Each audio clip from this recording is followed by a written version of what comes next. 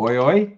Day 3 is upon us. Well, it's not. It's just the end of day 1. Recording this just about 7:30 on Wednesday evening. Shabushka.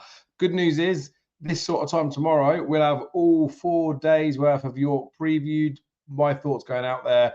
And yeah, you guys know the drill after watching day 1 and potentially day 2's video. If you haven't checked out day 2 and you're getting notified of this one, then there is a video up on the channel to go see what I fancy there. Now, I did allude to in those other videos, I could fancy quite a few on Friday. Semi the case. The draws ruin me a little bit in one, which I will come on to. But you guys know the drill.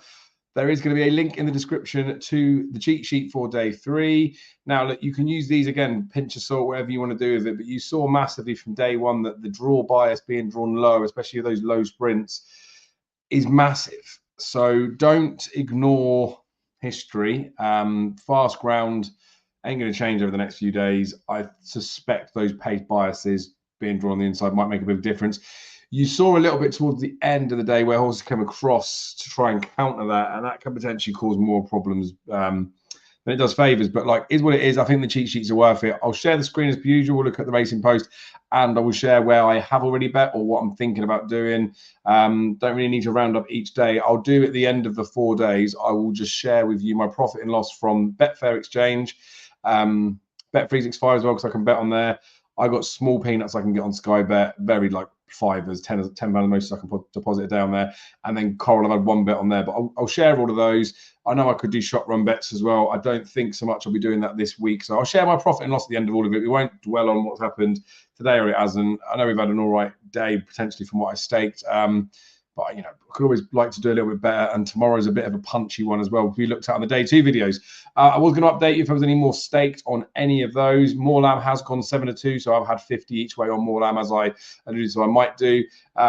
It could be one that you could bet on the machine at a bigger price for win and then potentially get the 4 places at bet them sort of the 9 to 10 for the place. But I don't know whether I'm going to get that or not. So we'll sort of leave it as it is. For the purpose of this, I have put that bet on there. Don't think there's many others that have gone on for day 2. But let's crack on with day 3. I know a lot of you don't particularly like the waffle, but get used to it if you're going to follow the channel. Right, tomorrow, again, I've got the trends sheets that are up here that might help us out of a few of these. You'll notice right here that we've got 11 when I'm looking at the last 10. It's because it was a dead heat in 2015. Quite a few high marking trends here. I know it looks always bigger when it's 9 out of 10, but look, there's 4 big trends in there that do pick up the last few winners. You've even got down to the 8th. So you've got 7 fairly solid trends in there. The draw is potentially big again, like being drawn in the bottom half has made a difference. You wouldn't think it would over this far, but it does. I've got it on the odds checker tab within here normally to show you the odds comparison, but these are the 2 that really qualified off of those lists. Shadow Dance was one that was sort of less one of those, given the number of runs he's had this season, things like that. But the reason I want to touch on this horse is I think the ground might have gone against him. I know a lot of people like him. I think he has got a proper chance, to be fair. I'm being put off because of the ground at the moment. So he's one that's on my mind. Track of Time did tick all the boxes. So look, 50s poke. I've had a very tentative £6.25 each way on there. It's because of the trends piece, less than form. I do think Shadow Dance has a chance, but I don't know if I can play him. So yeah, that is what it is as it stands. I've had the bets. I've had the £6.25 each way with Betfair 40 to 1. It's big enough in it. I know I could probably again play on the machine for those types of one for the novelty bets, but I'm telling you guys, not all of you will particularly do that. Right, move on to the second race, the Lonsdale Cup. Now this is fascinating. Point Lonsdale on his day would open a can of whoop-ass on this field, but he's not always on his day. Vauban, I did sort of bet him each way, didn't I, in that Ascot Gold Cup, and he came there travelling a bit, but I don't really think he was travelling as strongly as Hayes made it out to look, and that was apparent at the finishing line. Just got dropped out of the places as well. I wanted an extended place. I didn't get it, but he came 4th, I think, didn't he? Buick's back up top. I thought he ran well on him. I think it was at Newbury earlier in the season or Haydock, one of those left-handed tracks. But I don't know. I don't know whether this is going to be him. Like, he had the choice to run against Dallas, didn't he? Which he swerved it for this. I do think like 2 miles is good for him. It just looks a good race. So look, I'm not. I think Point Lonsdale, as I say, on his day would probably win this. Vauban, I do respect, but I'm sort of going off him a little bit. Gregory could win this, but it just never seems to be the one. Alsa Kibb's interesting, apart from the fact that he got battered by Point Lonsdale at Chester, didn't he? But not every horse likes Chester, and Alsa Kibb's done some good bits since. I think the trip will be perfect for him. You get a little bit further down as well, man. You wouldn't even rule out the ones a few below it. So the long and the short of it is, if I was forced to put something up for a token selection, I might think Alsa Kibb at 10-1 could be worth an each way nibble. Although I do believe that Point Lonsdale probably would win the race. The price is all right-ish, but yeah, it's going to be a no better for me. On the Trendy bit, which I will link below, if you look at this, look, none of the last 10 winners raced at 14 or 16 furlongs, had already raced at York. 8 of the last 10 were aged 5 or 6, so that's a negative for Alsa Kibb.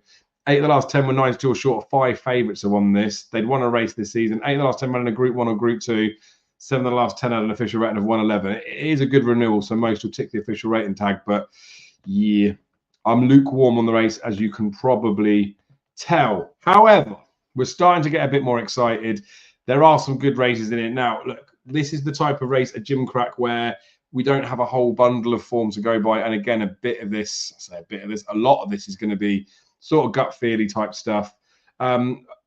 If again, it's an if I was going to have a bet in this race, the Striking Viking would be the one that I'd like to play. I think he looks like a good enough horse. The horse that beat him, was it Black Forza at Ascot, came from the back, looked real nice, to be fair. But Striking Viking didn't do a hell of a lot wrong that day, I don't think. I think the ground would be okay. Like, he'd be the one that I'd want to go with. Shadow of Light's got some good form with some horses I'm going to talk about in a little bit as well. So I do respect that horse. It does look open, doesn't it? It doesn't look like there's a huge chunk of value to be had when you've got 5 of the horses that are 11-2 or shorter, and the bookies are offering 3 places. I mean, you're guessing a bit, aren't you? So I do like the race. As I say, that would be the one that I'd side with if I had to, but I'm not doing it. But look, top 3 last time out, most of them will be doing that. They'd raced at 6 furlong last time out, had run inside the last 28 days, and were priced 7-1 or short. So look, that doesn't really do any difference to those front 5 in the market. But yeah, as I say, I haven't bet.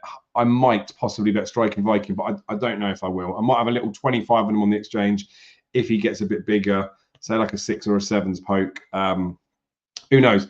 Now, the Nunthorpe. This is the one where I talked about the draw potentially being the reason of me betting something or not. Like, it's almost painful to talk about this one, right?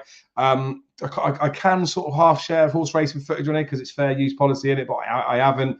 Just go back and watch the race at Goodwood, the King George, where Asphora nearly got to Big Evs. Big Evs obviously won, and then Believing came third. Now, Believing tried to get out. Ross Ryan on Starlight just knocked it back in, tried to push out again, took a little bit of time. But basically, if that horse had got the run when it needed to do it, because I know a lot of people have said it's just not quick enough to sort of keep up from early, if it had been able to get the run on Asphora, I think it would have won at Goodwood. It was my massive eye catcher from the week in terms of I'm betting this one at the Nunthorpe, because I thought this particular scenario would happen. Like, there'd be enough runners that would get extended places. Now, the type of style that Believing runs from off the back, same as like an Asphora, like they're going to be in the 4, you'd think.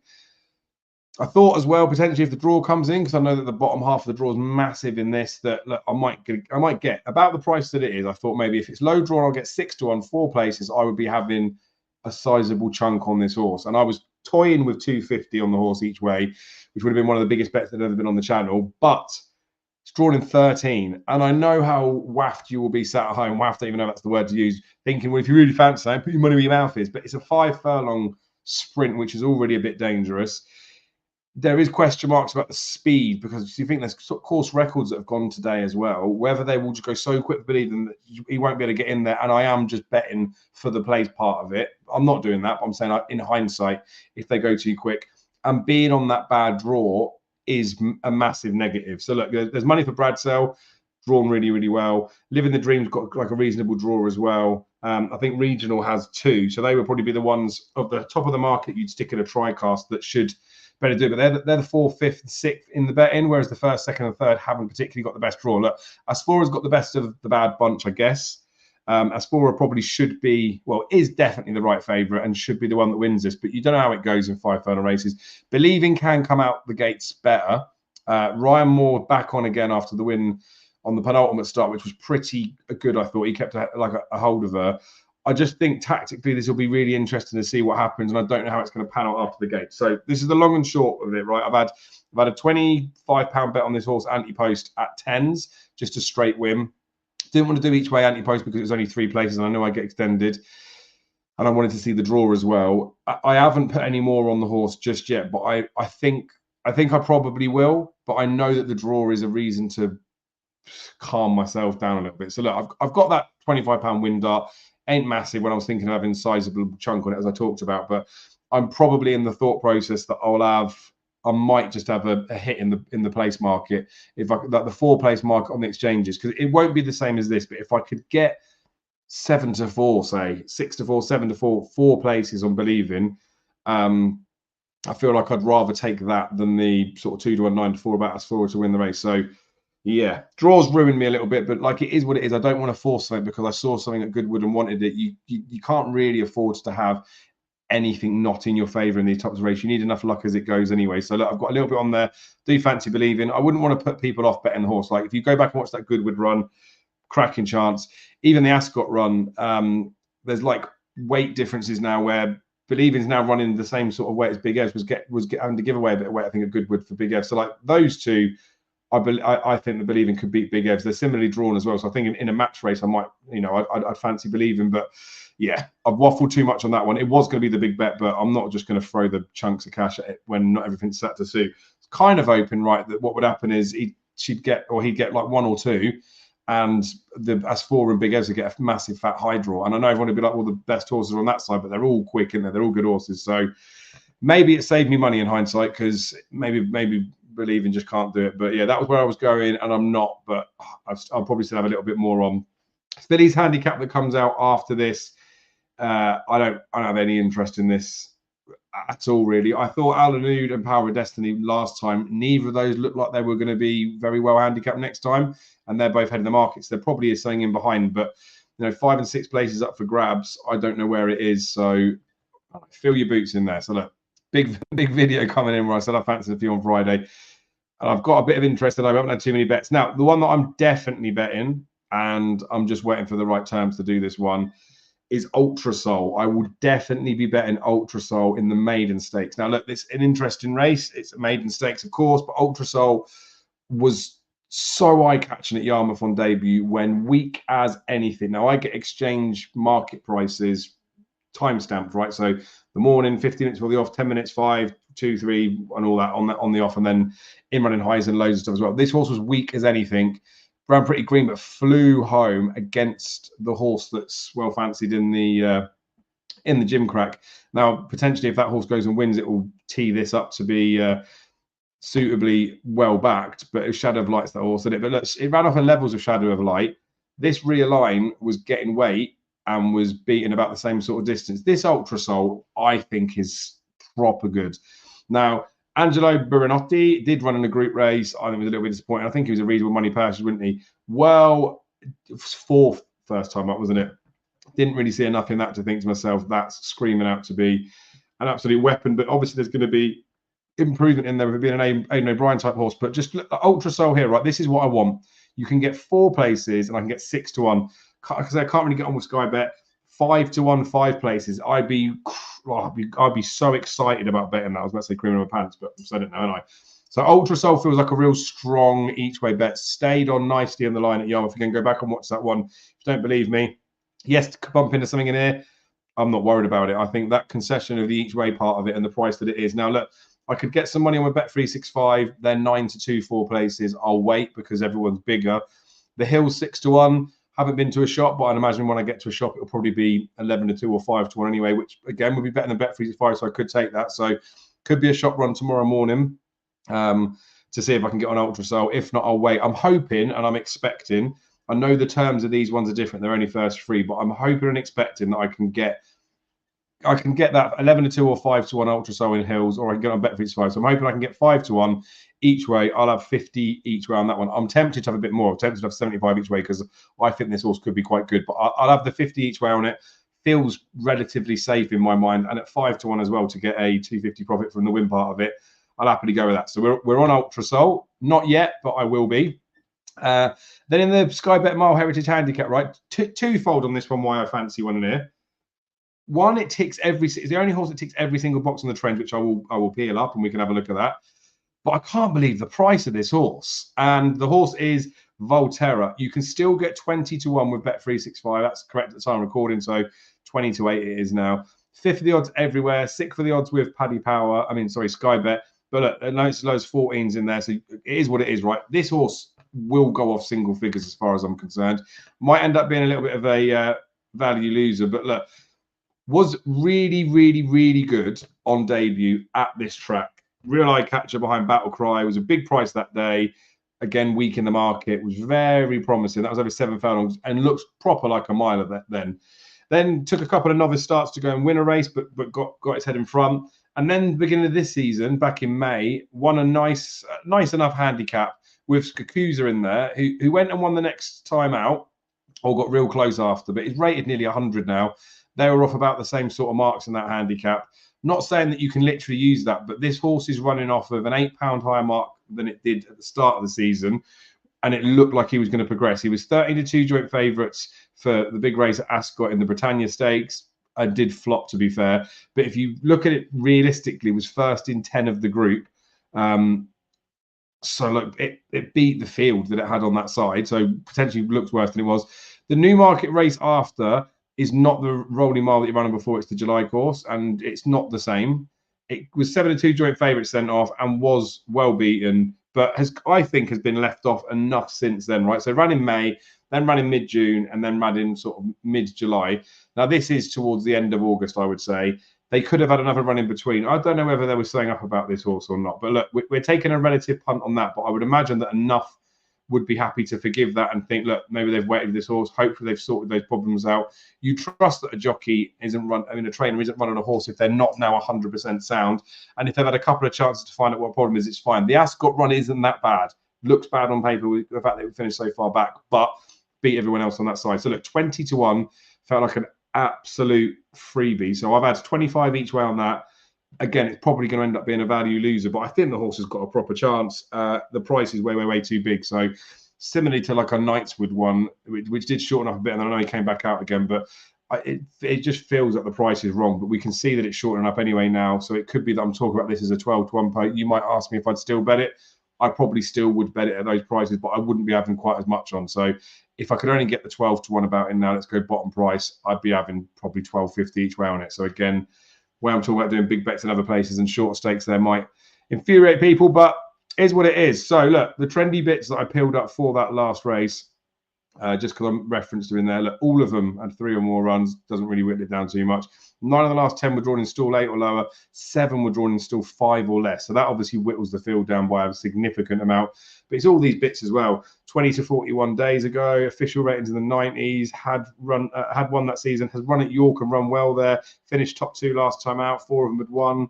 I know he didn't do that one, but that was only 6 of the last 10 winners finished top 2 out and 4 of those won. It's not a be-all and end-all of a type bit in there, but fits the profile of everything else in there and price-wise looked good. So look, that's where we are. Saturday's still got some good action as well. So there's going to be a few bets. I'll tell you what, I know people like me waffling, but just to give a quick summary to run through, because I've not really talked about too much about the exact bets that are in there. First race, I've had a bit on track of time, but it's punty because of stats, right? So that's that one. The Lonsdale Cup, I don't think I'll bring myself to a bet in this. Alsa Kib, if I was going to head forced for like a fun bet to watch, Point Lonsdale is probably the most likely winner, but I don't really think I'm telling you guys anything you don't need to know in there. So we'd leave that alone. In the Gimcrack Stakes, I would probably be looking to back the Striking Viking if I can get a little bit of a price. Obviously, Ultra Real that I'm talking about, I'd like Shadow of Light to go and boost the form for that one. So as it stands, I probably won't be having a bet in that race. The each way terms of that are disgustingly terrible. In the Nunthorpe Stakes, waffled about this for a long time. I really do think that Believing would win this race if the draw wasn't a thing. But the draw is a thing, so it's putting me off. But I still think the horse would have won the race at Goodwood, given the run. I still have bet the horse. I still will bet a bit more on it. About £25 to win at the moment. I'll probably be sitting myself somewhere where about 100 quid's got out of the race. So whether I decide to have £75 just place top 4 at say a 7 to 4 or something, 2 to 1. I don't know, get 2 to 1, but you know what I mean. That might be the way to play it, and I got the £25 win rather than betting it each way. But we'll see. Might drift this one. I know Ryan Moore's on top, and his ones are popular, but yeah, skinny enough considering the bad draw. The 410 was the Fillies handicap race. Don't have any interest in this, but I'm away from the top 2 if you ask my opinion. But Cue the forecast coming up in there. And then Ultra Soul's a definite bet. Ultra Soul will be one of my strongest fancies on the day. I think everything ticks the boxes for this horse to go properly well. It is a maiden stakes going up against some high-profile horses, so, you know, risks attached, I guess. But I feel like those risks are negated when you get in the extended places of 4 in it, or even 5 you get on with Sky Bet. So looks a freebie. And then I've talked about Volterra in the lucky last. So I'll be back tomorrow with views for Saturday, not just at York. There's some good racing elsewhere as well. So probably be a few bets across there. Be lucky with what you're doing this week. Let me know in the comments of anything you particularly fancy. And I'll see you guys again tomorrow. Much appreciate the support. Like, comment, and subscribe.